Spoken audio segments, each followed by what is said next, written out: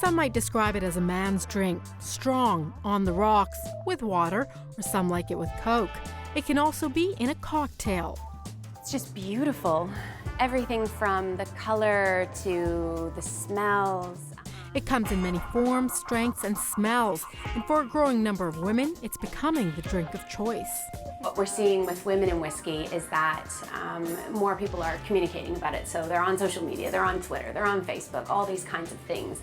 Whiskey is an acquired taste, and it can be intimidating. But Miss Whiskey, Alwyn Wilt, has some advice for you. I think if you know nothing about whiskey, one of my biggest recommendations is always to try and go to a tasting. The reason for that is because if you go to, say, a beginner's whiskey tasting, you'll probably get to try 4 or 5 different whiskeys of different styles, and that's the best way for you to be able to say, I don't like that, but you know what, I do like this style. Whiskey now comes from all over the world, and there are some places involved that you may not typically think of when you think whiskey. With the global expansion of whiskey, we are seeing so many more countries coming on board. And what really surprises a lot of people is the fact countries like Japan have been producing whiskey for such a long time. Okay, so we're going to do a bit of taste testing and give you the 411. When whiskey comes off the still, it's clear, just like a vodka or a gin would be. And this is all picked up over the maturation period, over the 14 years it's spent. This one is about 57%.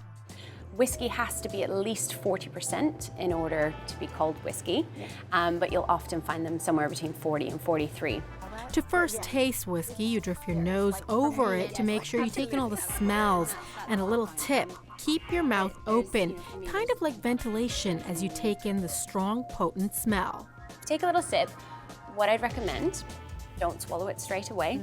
If you swallow it straight away, you'll just get that alcohol burn. It's like that. Cheers.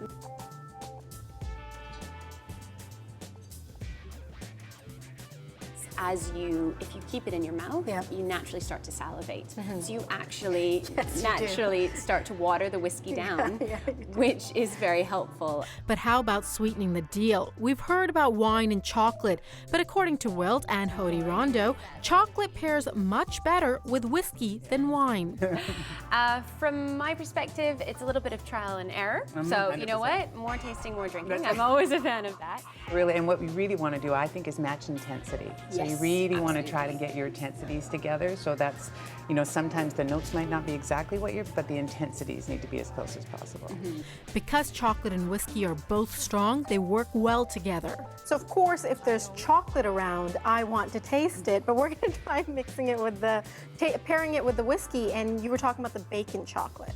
Well, a really peaty whiskey is really fun in the trying to compare in intensities and in similarities.